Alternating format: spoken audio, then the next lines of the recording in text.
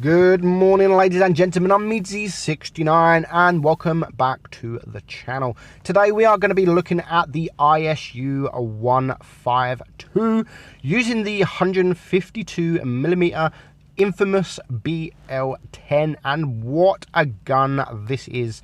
4.9 aim time. It's a great gun. Damage per minute is absolutely fantastic at 3,167, and a fantastic reload at only 12.12. Penetration is where it's at in on this gun. The AP is 286mm. This is a tier 8 tank, and the APCR is 329mm. HE is also nice at 90mm. The damage AP 640, APCR 545, and your HE does 960 damage. Lovely gunning indeed. Probably the best gun in tier 8. I mean, it's got a tier 10 gun. It basically is a tier 10 gun in a tier 8. This is what you would see in tier 10 with the Object 268, etc. like that. And it is in tier 8 against tier 7s. You can absolutely have an amazing time on this tank with this gun. It's nice speed as well, 43 kilometers an hour. The armor is, I mean, you can troll bounce. I mean, 90mm pretty much everywhere, 60 on the reel. You can get troll bounces. But the replays I get in the ISU-152 is absolutely amazing. We got, I'm not even going to try and pronounce that name. We've got John here. We're going to call him John, and he is going to play absolutely fantastic. And we have 3 replays, and all 3 replays are just absolutely amazing replays. Now, I would use the first half of the map sniping. I mean, the aim time and the accuracy isn't bad. The aim time and the accuracy, you've got just amazing pen, so you should just penetrate everyone. I mean, look at that Tiger. You can just see it a minute ago. The Tiger's just been buffed, and it's got crazy frontal armor now. Not a problem with the BL10. Absolutely not a problem. It's just there is no red whatsoever. You can pen him pretty much anywhere, and we are going to see that very soon. Just look at that, like the front armor, top plate, bottom plate, doesn't matter. I've got a BL10. We're just going to shoot you in the face and do 600 damage, no problem whatsoever. And that is the best thing about this gun. It's you don't need much APCR, because even in tier 9 you're going to penetrate almost anything that comes in front of you. So I would definitely use the first half of the map trying to snipe. Of course, that's if you've got shots. If you haven't got shots, then you need to relocate. Front line, you can scare tanks. You can scare tanks, but your armor's just not reliable enough to bounce anything that comes straight in front of you, just like this this Super Persian here. But with the gun and the damage, you only need 2 or 3 shots to take out a tank. If you're in a platoon, you only need 2 shots, so 12 seconds and you can take out a tank. So you're not going to get much damage done in return. So quite low roll there on the T28 Prot. He does unfortunately just splash him really, but there's still, that is a high roll, over 400 damage just for a splash. And again, just shoot him in the face with AP, not a problem whatsoever. The T28 Prot is actually a heavily armored tank. It's got nice armor, front armor, but not for the BL10. It's just like anything. It just penetrates anything like butter. The turret of the Super Persian, again, no issues. Just shoot it in the face and you will penetrate. If you don't penetrate, then RNG isn't your side, and you should just quit the game and delete it, and play something else, Mario Kart or something like that. So 5,900 damage, and just look how easy John made that. His name's not John, but we are going to call him John. Azarias, whatever your name is. Very good battle. So next up we do have another, obviously the BL10. We're only going to show you BL10s here. I can't remember exactly who it is, but it is on the Black Goldville, and not many people go right. I mean, most of the battle does tend to go left, but they probably made the right decision. His team only has a light tank and a medium tank, whereas the enemy team have 2 mediums and a light tank. But at the moment, he is going around in circles thinking, you know, where should I go? So he's going to sit back. He can see some of his team supporting, and that ISU-152S has just gone full YOLO mode, but he has spotted the enemy team, so it makes a nice easy decision for our ISU to sit where, to see where he wants to go. And he is going to push up now with his IS-3 on his team. At the moment there is only the CDC and the Bulldog that is spotted. The Bulldog is a one-shot. He can actually HE any of these tanks here if he can get the full penetration. I mean, in the face, it doesn't matter where you shoot these tanks. The RHM Baltic, who is in spawn, takes out the Bulldog, so it now just leaves the CDC on his own in this little area. And there is the T69. So you don't even need to aim with this gun. Just shoot, and you will penetrate. That is what you have to do in this tank. Just shoot and you will penetrate and you will hit. So I do think is it OP? I don't think it's OP. Like, it's a very nice tank with OP stats, but playing it, I don't think it is an OP tank. It's very situational. I mean, you can get rushed and you can get absolutely wrecked if tanks come behind you. It's very a situational tank, and you still need to think about where you want to go, what you want to do, what position to sit at. Do I push now? Is it the right time to push, or do I just sit and be patient? It still takes a lot of thought into this tank. It's not like you can just roll up and do 5,000-6,000 damage every game. It's not the case. But it is a tank that is very capable of doing that.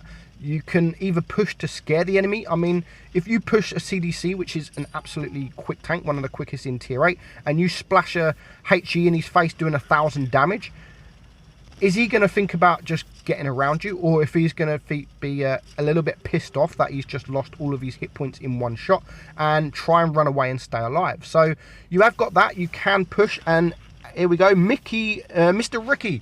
It's Mr. Ricky Iron that we are watching. Finally, halfway through a battle, we get the name. So Ricky has already done a fantastic job. He's got 1 kill. It is 3 against 3. He's saved almost all of his hit points, and there's still 2 TDs left, which is the ISU-152 and a J Panther.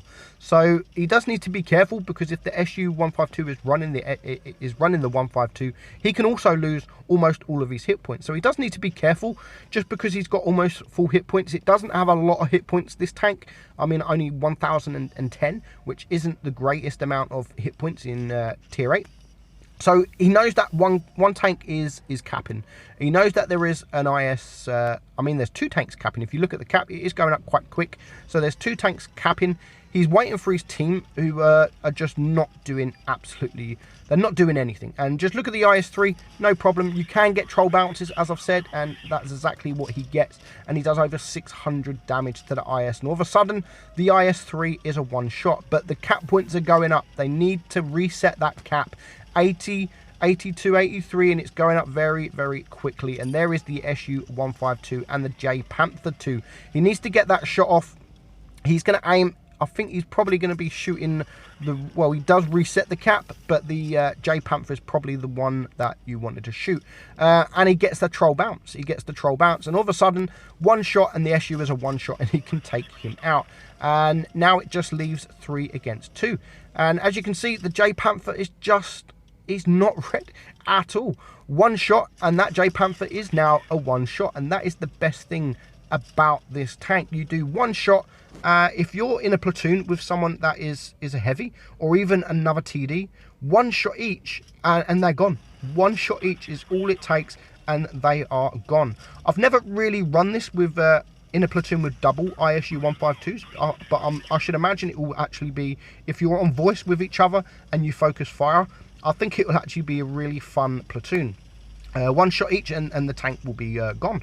So now he's going to rush forward again, gets a bounce, and he can take out the J Panther with ease. 6,200 damage. Makes credits. It is a very good credit earner for a tech tree tank, because you don't need a lot of pramo, so you can really make a lot of credits with this tank. So well played, Ricky. And we're going to get on to our final game, No Frick You, and he is on the ultimate camping map, Dead Rail. Perfect map for this tank, and he's going to play it just as I would probably play it.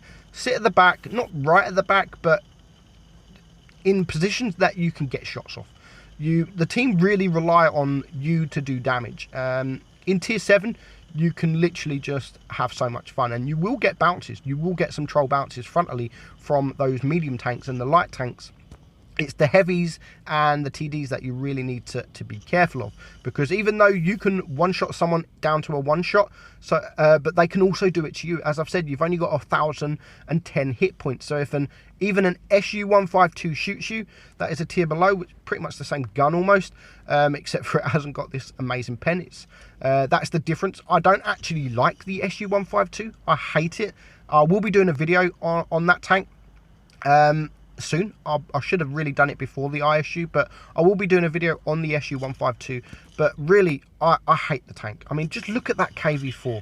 Look at that KV-4, known to be heavily armored. He's not red at all. He's not red at all. Do I think that Wargaming will ever nerf this? I mean, I don't think they've nerfed it or really buffed it since I've known. I haven't really heard of a buff. Maybe they have a long time ago, but surely there's a reason why it's not getting nerfed or it's not getting buffed. I don't know. Maybe people are not really performing in the tank very well. But I just think that I know it's a tank destroyer, but I just think that the AP pen especially, and even the heat, is a little bit overcooked. I mean, over 300 mil of pen on your Pramo in a tier 8 is just insane. But even though the penetration is insane on the Pramo, you're not going to really need it. You don't need it. So it's pointless the Pramo being so much when you have high AP pen, because you don't need it. So it's only really there's not many tanks in the game that you really need to use that Pramo. Maybe in tier 9 coming up against ST1s, but just look at this HE. You can penetrate the bottom or pretty much anywhere of the ISU-152, which is the tier below. And he's going to use that. No Frick you is going to use this HE very wisely. And he's not afraid to shoot the HE, which is, I love that with tanks. And boom, 1,060 damage. There was a full hit point SU, and there is no more. So lovely shot. And fair play to that ISU-152. Nice shot. He didn't rage like some people would, like FU Wargaming, FU Camper, fuck, shit you, piss you, get cancer noob. He actually said, yep, that was a nice shot. Well done. And I like that with players. I do like that players. They know when they've been outplayed and they just respect you. And it gives me a lot of respect for that player. So just till 54%. So at the moment, he's doing a very good job. People know where he is because he has been spotted a few times. So the enemy do know where he is. So it's their own fault that they're coming out in the open because they know where he is. They know he's here. At the moment, he's not interested in moving until he knows he can. And there is the ISU 130 HE. Oh, he low rolls, but he can HE pretty much anywhere on that ISU 130. And now it's a 4 versus 4. He's still full hit points, but he is going to wait. There is no reason. I mean, people will say in the comments, and they always do, he only got that damage because he was camping, but he's playing it absolutely right. He's had shots. It's not like he's had no shots at all. He's had shots all battle, and the damage that he's going to do will show that at the end. He's on 4k damage, as he's just said there, and there's still 3 full hit point tanks left alive. There is also a juicy RU-251, which ISU-152, it loves the RU-251s, but he is still a one-shot, so it's not like he's full hit points. But he does get very lucky in the minute. Here comes the RU-251. He needs to really stop the RU-251 from getting behind him, because if he gets behind him, then he could be in a lot of trouble. He's going to go for the shot. It's going to be a difficult shot because the RU is on the run. Not too difficult for No Frick You. And he does take him out for his 4th kill. And now all he has to deal with is 2 super heavy tanks, the IS-6 and the VK.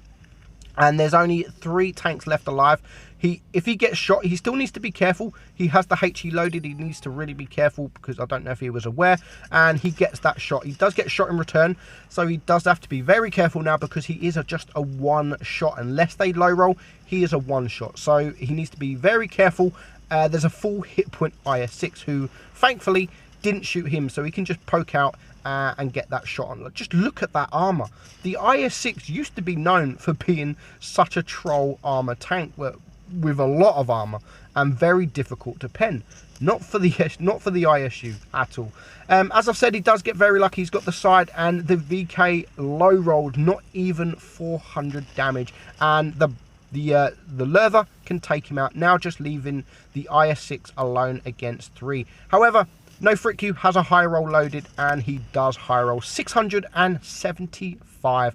He finishes that game on 6,800 damage. Top Gun High Caliber gets the Sniper Award, and he makes quite a lot of credits. 1,592 base XP. Very good game, one of the highest actually I've seen in the ISU-152. So thank you for sending me those replays in. It is the ISU, definitely a tank worth grinding. It is such a laugh playing that tank. Hope you enjoyed it, guys. I'm Meadsy, and I'll catch you soon.